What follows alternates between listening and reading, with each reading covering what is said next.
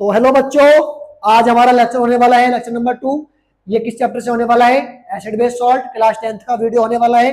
ठीक है, जल्दी जल्दी इस वीडियो को अपने दोस्तों के साथ में शेयर कर दें और लाइक ठोक दें। ठीक है, कमेंट कर दें, कमेंट करके जरूर बताएं कि वीडियो आपको कैसी लगती है। ठीक है, तो स्टार्ट करते बिना किसी देरी के। इससे पिछले लेक्चर में हमने करा था कि एसिड के जो कॉन्सेप्ट है वो क्या होते हैं, और हमने ये भी समझा था कि एक्टिविटी से कि लिटमस पेपर पे वो उनका क्या इफेक्ट होता है। ये सारी चीजें हमने एक्टिविटी में भी समझी थी और थियोरेटिकली भी पढ़ा था। ठीक है, तो अब हम इसमें टॉपिक लेने वाले हैं। कौन सा टॉपिक है बच्चों हमारा आज का? Properties of acid. ठीक है, तो हम इसको बिना किसी देरी के स्टार्ट करते हैं। टॉपिक हमारा क्या है? Properties of acid. ये टॉपिक मैं एक बार फिर से रिपीट कर रहा हूं आपसे। भाई एसिड का हमने पहला प्रॉपर्टी क्या पढ़ा था कि एसिड जो होते हैं वो उनका जो टेस्ट होता है वो कैसा होता है? सोर होता है। ठीक है, देखिए पहला पॉइंट क्या है? एसिड्स हैव अ सोर टेस्ट। जो एसिड होते हैं उनके पास एक सोर टेस्ट होता है, उनका टेस्ट जो होता है वो खट्टा होता है। दूसरा पॉइंट है asset turns blue litmus into red. Acid जो होते हैं वो ब्लू लिटमस पेपर को रेड में कन्वर्ट कर देते हैं। कल आपको एक्टिविटी में समझाया था। ठीक है, उसके बाद अगला पॉइंट है एसिड सॉल्यूशंस कंडक्ट इलेक्ट्रिसिटी। जो एसिड के सॉल्यूशन होते हैं वो इलेक्ट्रिसिटी को भी कंडक्ट कर लेते हैं। इसका रीजन क्या है बच्चों? इसका रीजन ये होता है कि जो एसिड होता है जब इसको वाटर में डाला जाएगा तो ये क्या देता है? वहां पे आयंस देता है। क्या देता है बच्चों? आयंस।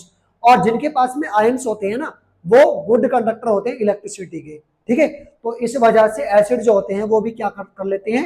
इलेक्ट्रिसिटी को कंडक्ट करा देते हैं। ठीक है, दे आर इलेक्ट्रोलाइट्स। मतलब ये क्या हो गए? इलेक्ट्रोलाइट्स हो गए। जब बच्चों इनसे जब करंट पास हो रहा है, इलेक्ट्रिसिटी पास हो रही है, तो ये क्या हो गए? इलेक्ट्रोलाइट्स हो गए। अगला पॉइंट क्या है? Acid react with metals. देखिए मोस्ट इंपॉर्टेंट पॉइंट, जब एसिड किसी मेटल से रिएक्ट करता है तो वहां पे क्या बनती है? हाइड्रोजन गैस बनती है, और साथ में क्या आता है आपका? सोल्ट बनता है। तो यहाँ पे वर्ड रिएक्शन लिखी हुई है, ये आपके पास मेटल है, ये एसिड हो गया, तो यहाँ पे क्या बनेगा? मेटल सोल्ट बनेगा और हाइड्रोजन गैस बनेगी। अब यहाँ पे मेटल में किसको लिया? जिंक को लिया, और इसको ट्रीट करवाया किसके साथ में? सल्फ्यूरिक एसिड के साथ में। ये क्या है? एसिड हो गया। ठीक है, यहाँ पे सॉल्ट बनेगा जिंक सल्फेट और गैस बनेगी hydrogen.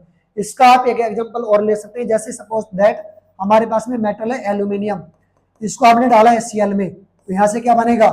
AlCl3 plus H2। AlCl3 जो होगा आपका वो क्या होगा? सॉल्ट होगा, और H2 जो होगी आपकी वो क्या हो जाएगी? गैस हो जाएगी। ठीक है, बैलेंस करेंगे, यहाँ पे 3 से मल्टीप्लाई कर देंगे, और यहाँ पे भी किससे मल्टीप्लाई करेंगे? 2 3 जा 6 और 3 2 जा 6, यहाँ पे 2 से मल्टीप्लाई करना आप। ठीक है, और यहाँ पे कर देना आप 6 से मल्टीप्लाई। ठीक है, तो ये आपकी बैलेंस इक्वेशन हो जाएगी। उसके बाद अब इसमें नेक्स्ट पॉइंट क्या दिया है? When acid react with metal carbonate, metal carbonate और मेटल हाइड्रोजन कार्बोनेट, जब कोई एसिड किसी मेटल कार्बोनेट या मेटल हाइड्रोजन कार्बोनेट से रिएक्ट करता है तो वहां पे कौन सी गैस बनती है बच्चों? कार्बन डाइऑक्साइड और सॉल्ट। तो वहां पे कौन सी गैस बनेगी? कार्बन डाइऑक्साइड गैस बनेगी। तो यहाँ पे आप देख सकते हैं मेटल कार्बोनेट होगा, प्लस में एसिड होगा, क्या बनेगा? वहां से सॉल्ट बनेगा, कार्बन डाइऑक्साइड बनेगी और वाटर बनेगा। सिमिलर अगर आपके पास में मेटल हाइड्रोजन कार्बोनेट होगा, तब भी अगर रिएक्शन एसिड के साथ में होगी तो क्या बनेगा? सॉल्ट, कार्बन डाइऑक्साइड और वाटर। इनके हम एग्जांपल देख लेते हैं दोनों। देखो सोडियम कार्बोनेट है, किसका एग्जांपल हो गया? ये मेटल कार्बोनेट का। और यहाँ पे एसिड क्या लिया है इसने? HCl। ठीक है, तो सॉल्ट बन गया NaCl, कार्बन डाइऑक्साइड गैस बन गई, और यहाँ से वाटर बन गया। ठीक है, इसके आगे अब अगला कार्बोनेट हमने कौन लिया? NaHCO3, जिसको हम क्या बोलेंगे? Sodium hydrogen carbonate. यहाँ पे रिएक्शन हुई HCl से, तो यहाँ पे भी क्या बनेगा? सोडियम क्लोराइड, कार्बन डाइऑक्साइड और H2O। ठीक है, तो नेक्स्ट प्रॉपर्टी हमारी ये हो जाएगी। उसके बाद नेक्स्ट प्रॉपर्टी की अगर हम बात करें तो नेक्स्ट प्रॉपर्टी हमारी होने वाली है, पॉइंट क्या है कि कैल्शियम हाइड्रोक्साइड को अगर कार्बन डाइऑक्साइड से रिएक्ट करवाएंगे तो वहां पे क्या बनेगा बच्चों? वहां पे बनेगा CaCO3। क्या होगा ये? Calcium carbonate. और कैल्शियम कार्बोनेट बचे हुए CO2 से फिर से रिएक्शन करेगा और वहां से बना देगा कैल्शियम हाइड्रोजन कार्बोनेट। आपको एक्टिविटी में दिख रहा होगा 3 टेस्ट ट्यूब यहाँ पे ली हुई है, फर्स्ट, सेकेंड और थर्ड। अब यहाँ पे जो लाइम वाटर है हमारे पास, उस लाइम वाटर में हमने मिलाया कार्बन डाइऑक्साइड को, तो इसका जो कलर था, देखिए लाइम वाटर का कलर कैसा है? कलरलेस है। बच्चों कैसा कलर है इसका? ये कैसा है? कलरलेस। ठीक है, बट जैसे इसमें CO2 ऐड करें आप देख सकते हैं यहाँ पे कलर कैसा हो गया? व्हाइट हो गया, मतलब यहाँ पे क्या बन गई इसकी white PPT, white PPT, PPT means precipitate. फिर उसके बाद इसमें फिर से कार्बन डाइऑक्साइड ऐड करी, जब इसमें कार्बन डाइऑक्साइड फिर से ऐड करेंगे तो इसका कलर किसमें कन्वर्ट हो जाएगा, यहाँ पे जो व्हाइट कलर हमें दिख रहा है अभी इसका, वो डिसअपियर हो जाएगा। ठीक है, इसका मीन्स ये हुआ कि जब आप एक्सिस में कार्बन डाइऑक्साइड लोगे तो पहले तो बनेगी पीपीटी, उसके बाद में वो कलरलेस हो जाएगा फिर से, मतलब यहाँ पे जो कैल्शियम हाइड्रोजन कार्बोनेट है वो क्या होगा आपका कलरलेस होगा। यहाँ पे पॉइंट देखिए क्या लिखा हुआ है, if axis of carbon dioxide gas is passed through lime water, जब कार्बन डाइऑक्साइड की एक्सिस क्वांटिटी किसमें पास कराते हैं, लाइम वाटर में पास कराते हैं, तो वो फॉर्म करता है व्हाइट प्रेसिपिटेट। क्या फॉर्म करता है, व्हाइट प्रेसिपिटेट फॉर्म करता है। और जब उसमें कार्बन डाइऑक्साइड ऐड होती रहेगी तो फिर बाद में वो क्या बना लेगा, dissolve due to the formation of a soluble salt calcium hydrogen carbonate. जब यहाँ पे CO2 और पास इसमें से होगी तो ये फिर से क्या बना लेगा, वाटर सॉल्युबल, और उसका नाम क्या देंगे इसको, इसमें sodium hydrogen sorry calcium hydrogen carbonate, क्या नाम देंगे इसको, कैल्शियम हाइड्रोजन कार्बोनेट। ठीक है, जो कि कलरलेस होगा। उसके बाद अगला टॉपिक हमारा है, इसमें अगला पॉइंट क्या है, वो है बच्चों एसिड रिएक्ट विद बेस।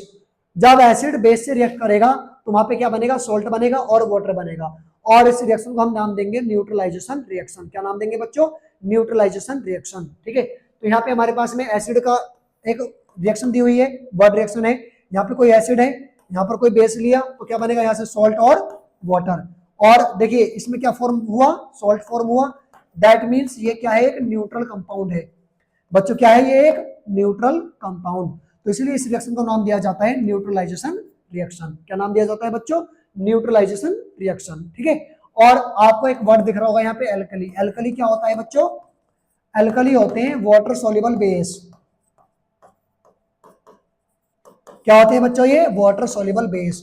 ऐसे बेस जो वाटर में सॉल्युबल होते हैं उनको क्या बोलते हैं, हम एल्कली बोलते हैं। ठीक है, फिर इसके बाद 7 पॉइंट इसमें दिया है, acid react with metal oxide to form salt and water. जब कोई एसिड मेटल ऑक्साइड से रिएक्ट करेगी तो वहां पे भी क्या बनेगा, सॉल्ट और वाटर बनेगा। Hence metallic oxides are said to be basic oxides.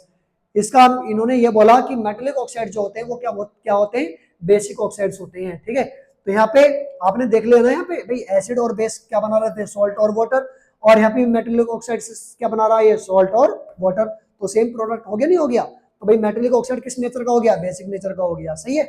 तो यहाँ पे मेटल ऑक्साइड का एग्जांपल दिया, एसिड का एग्जांपल दिया, तो क्या बना वहां से सॉल्ट और वाटर। अब यहाँ पे मेटल ऑक्साइड में किसको लिया, कॉपर ऑक्साइड को लिया, एसिड में किसको लिया, यहाँ पे हाइड्रोक्लोरिक एसिड को लिया है। जब हाइड्रोक्लोरिक एसिड की CuO से रिएक्शन होगी तो बच्चों वहां पे क्या बनेगा, कॉपर क्लोराइड, और इसका कलर होता है ब्लू। ठीक है, और साथ में क्या बनेगा आपका H2O, जो कि क्या होगा, वाटर होगा। ठीक है, इसके बाद आगे चलते हैं। अब अगला पॉइंट क्या है यहाँ पे, नेक्स्ट पॉइंट है आपका 8, acids have corrosive nature. Acid का जो है एक कोरोजिव नेचर होता है। आपने देखा होगा ये बहुत ज्यादा हार्मफुल होते हैं, जो मिनरल एसिड होते हैं, स्किन को भी बर्न कर देते हैं। देखो यहाँ पे पॉइंट लिखा हुआ है, the mineral acids cause severe burns on the skin and attack and eat up material like cloth, wood, metal. ये एसिड्स होते हैं, जैसे किसी के भी कांटेक्ट में जाएंगे, सपोज दैट ये स्किन के कांटेक्ट में आए तो उसको बर्न कर देंगे। कौन से वाले एसिड बच्चों, मिनरल एसिड। ठीक है, क्लॉथ्स पर अगर गिर जाए तो उनको डिस्ट्रॉय कर देंगे, वुड पर गिर जाए तो वुड को भी डिस्ट्रॉय कर देंगे, मेटल पर गिर जाए तो मेटल को भी खा लेंगे, ये है ना। तो कहने का मीन्स यहाँ से ये है कि बच्चों जो आपके एसिड होते हैं वो कोरोजिव नेचर के होते हैं। ठीक है, उसके बाद अगला पॉइंट क्या है हमारा, नेक्स्ट पॉइंट है, what do all acid have in common. सभी के सभी एसिड में क्या कॉमन होता है बच्चों। ठीक है, तो वैसे मैं आपकी नॉलेज के लिए बता दूं, जरूरी नहीं कि सभी एसिड के पास H+ आयन होगा, ये आपको केवल 10th तक ही पढ़ना है कि सभी एसिड में H+ आयन होगा। ठीक है, 10th के बाद आप 11th में जैसे ही जाओगे तो वहां पे आपको एसिड, बेस और सॉल्ट के इनके 3 कॉन्सेप्ट पढ़ने होंगे, दैट इज आर्हेनियस और ब्राउनस्टेड-लोरी और लुईस। ठीक है, वहां पे तीनों के अलग अलग कॉन्सेप्ट हैं, तो वहां पे आपको पता लगेगा कि वास्तव में एसिड, ऐसा नहीं कि एसिड वही है जिनके पास H+ है, ऐसा नहीं है। ठीक है, तो एसिडिक नेचर डिसाइड करता है कि कौन एसिड है और कौन एसिड नहीं है, और अलग अलग कॉन्सेप्ट उसको डिसाइड करता है। बट 10th में तो आपको ये समझ लेना है कि बच्चों जिनके पास H+ आयन है वही एसिड है। ठीक है, तो यहाँ पे पूछा इसने, what do all acids have in common. सभी के सभी एसिड्स में क्या कॉमन है। ठीक है, तो यहाँ पे सबसे सिंपल सा पॉइंट है सर, उसमें क्या कॉमन है, H प्लस आयन। क्या कॉमन है, H प्लस आयन उसके अंदर प्रेजेंट होगा एज एनी हाउ। इसको हम देख लेते हैं एक बार, क्या है separation of HCl into H plus and Cl minus ion. जो आपका HCl मॉलिक्यूल है, इसका जो सेपरेशन वो किस में हो गया, H प्लस में और Cl माइनस में। Will be possible in presence of water. ये जो आयंस का सेपरेशन है ये किसकी प्रेजेंट में पॉसिबल है बच्चों, H2O के प्रेजेंस में। आपको एक क्वेश्चन मिलेगा कि जो एसिड होते हैं, जो HCl होता है वो वाटर के साथ में एसिडिक नेचर शो नहीं करता, मतलब वहां पे ब्लू लिटमस को रेड में कन्वर्ट नहीं करता। ऐसा क्यों है, ऐसा इसलिए होता है बच्चों, जो एसिड होते हैं वो वाटर के साथ में ही H प्लस रिलीज करते हैं।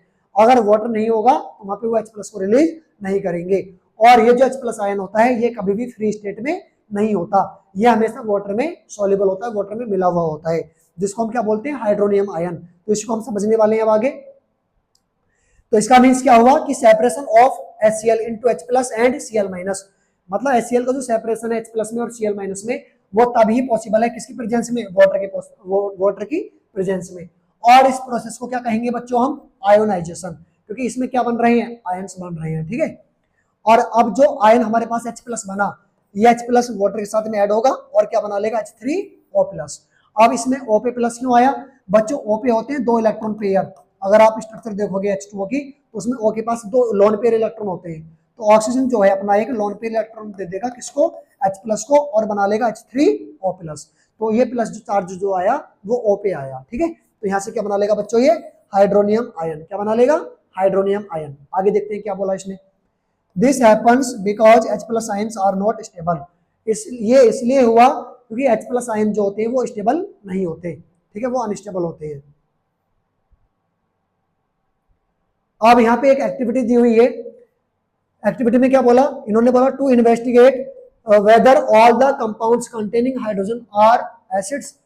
क्या जितने भी कंपाउंड्स हैं जिनमें हाइड्रोजन एटम प्रेजेंट है क्या वो सब एसिड है, क्या ये सब एसिड हो सकते हैं, ऐसा नहीं है बच्चों, ठीक है, एक्सेप्शंस लाइज एवरीवेयर। तो यहाँ पे इन्होंने बोला the aqueous solution of N acid conducts electricity. जो आपका एसिडिक सॉल्यूशन है वो आपका इलेक्ट्रिसिटी को कंडक्ट करेगा due to presence of charge particles. उसके अंदर चार्ज पार्टिकल प्रेजेंट है जो कि हम क्या कहेंगे, उनको हम आयंस कहेंगे। इसका मीन्स ये हुआ कि ऐसा नहीं है बच्चों की जिनके पास हाइड्रोजन वो सब के सब एसिड होंगे। आप उसमें चेक करेंगे कि भाई वो आयंस में ब्रेक डाउन हो सकता है या नहीं हो सकता है। अगर वो आयंस में ब्रेक डाउन होता है तो वो इलेक्ट्रिसिटी को कंडक्ट करता है, अदरवाइज नहीं करेगा। तो जैसे यहाँ पे दो एग्जांपल दिए हुए, दो एक्टिविटी दी हुई है। आपके पास यहाँ पे दिया हुआ है डाइल्यूट HCl सॉल्यूशन और यहाँ पे दिया हुआ है ग्लूकोज सॉल्यूशन। देखिए मैं आपके नॉलेज के लिए बता दूं, ग्लूकोज का फॉर्मूला होता है C6H12O6। तो हाइड्रोजन इसके पास भी है और हाइड्रोक्लोरिक एसिड का फॉर्मूला HCl होता है, हाइड्रोजन इसके पास भी है। ये इलेक्ट्रिसिटी को कंडक्ट कर लेगा बट ये इलेक्ट्रिसिटी को कंडक्ट नहीं करेगा। रीजन क्या है बच्चों, जब HCl को वाटर में डालेंगे, जब HCl को वाटर में मिलाएंगे तो यहाँ पे ये क्या करेगा, H प्लस और Cl माइनस दे देगा। बट जो ग्लूकोज होगा वो वाटर के साथ में कोई भी आयंस रिलीज नहीं करेगा, तो इसलिए यहाँ पे बल्ब ग्लो नहीं करेगा। आप देख सकते हैं बल्ब जो लगा हुआ है यहाँ पे वो आपका एज इट एज है, वैसे का वैसा ही है, ठीक है। बट यहाँ पे जो बल्ब है उसमें आप देख सकते हैं ये ग्लो कर रहा है, ग्लो कर रहा है मतलब यहाँ पे लाइट आ रही है, ठीक है। जैसे आप स्विच को ऑन करेंगे तो यहाँ पर बल्ब क्या करेगा, ग्लो करेगा। बट यहाँ पे स्विच ऑन करने पे बल्ब आपका ग्लो नहीं करेगा। रीजन क्या है, क्योंकि इसमें भरा हुआ है ग्लूकोज और इसमें भरा हुआ है HCl। HCl आपका गुड कंडक्टर है इलेक्ट्रिसिटी का और ग्लूकोज आपका गुड कंडक्टर नहीं है इलेक्ट्रिसिटी का, मतलब वो इलेक्ट्रिसिटी को पास नहीं कराएगा because they don't have hydrogen ions. और आयंस, हाइड्रोजन आयन छोड़िए, आप ये बोल दीजिए कि ग्लूकोज में आयंस नहीं है, इसलिए वो इलेक्ट्रिसिटी को पास नहीं करेगा, ठीक है। इसके बाद आगे बढ़ते हैं फिर से हम।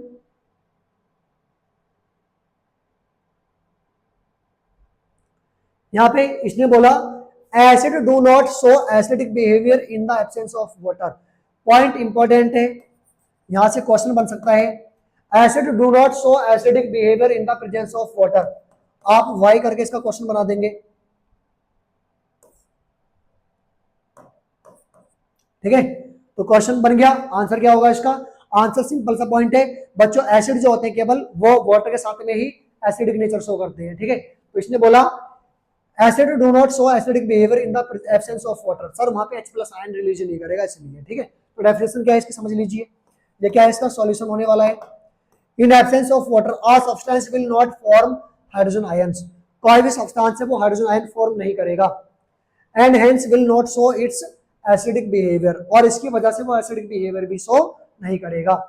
आगे क्या बोला इसने, CuCl2 प्लस H2S, फॉर यहाँ पे एसिड ले लिया और ये सॉल्ट ले लिया, तो सॉल्ट के साथ में क्या बन गया भाई, यहाँ पे CuSO4 बन गया, HCl बन गया, वापस से क्या बन गया, एक एसिड बन गया। तो यहाँ पे आपका जो H2SO4 था उसको क्या गिफ्ट करना चाहिए था H+, बट नहीं किया, क्यों, क्योंकि यहाँ पे क्या लिया हमने, CuCl2 लिया, यहाँ पे वाटर थोड़ी लिया, अगर वाटर लेते तो H+ देता ही है, तो यहाँ पर ये एसिडिक नेचर शो नहीं कर रहा।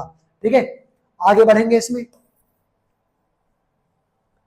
आगे क्या बोल रहा है आपसे ये, hydrogen ions can not exist alone, hydrogen ion जो होते हैं आपके वो अलोन नहीं रह सकते, hydrogen ions can not exist alone, they will always combine with water and form hydronium ion. अभी आपको पीछे समझाया कि हाइड्रोजन आयन जो होता है, H+ आयन जो होता है वो अनस्टेबल होता है, तो इसलिए वो फ्री स्टेट में एग्जिस्ट नहीं कर सकता, अलोन नहीं रह सकता, वो हमेशा वाटर के साथ में ऐड होगा और क्या बना लेगा वहां से H3O+, हाइड्रोनियम आयन वहां से वो फॉर्म कर लेगा। ठीक है, अगला पॉइंट क्या है, separation of HCl into H+ and Cl- ions will be possible in presence of water, the process is termed as ionization। जो HCl में से सेपरेशन है H+ का और Cl- का, वो केवल और केवल वाटर की प्रेजेंस में ही पॉसिबल है, और इस प्रोसेस को ही हम क्या कहेंगे, आयोनाइजेशन कहेंगे। बच्चों अगले लेक्चर में हम लेके आने वाले हैं बेस और उसकी प्रॉपर्टीज। आज के लेक्चर में इतना ही। ठीक है, बने रहिए चैनल पर और इस वीडियो को अपने दोस्तों के साथ में ज्यादा से ज्यादा शेयर कीजिए, और अगर आपने इसका पिछला लेक्चर नहीं देखा है तो आपको इसके आइकॉन में एक लेक्चर मिल जाएगा, लेक्चर 1, वो आप प्लीज देखिए, और इसके बाद आप कमेंट कीजिए कि आपको ये चीज समझ में आई या नहीं आई। अगर नहीं भी समझ में आती है तो बच्चों प्लीज कमेंट करें और हमें बताएं, हम उसमें और ज्यादा इंप्रूवमेंट करेंगे। ठीक है, और इस चैनल को ज्यादा से ज्यादा सब्सक्राइब करें और शेयर करें।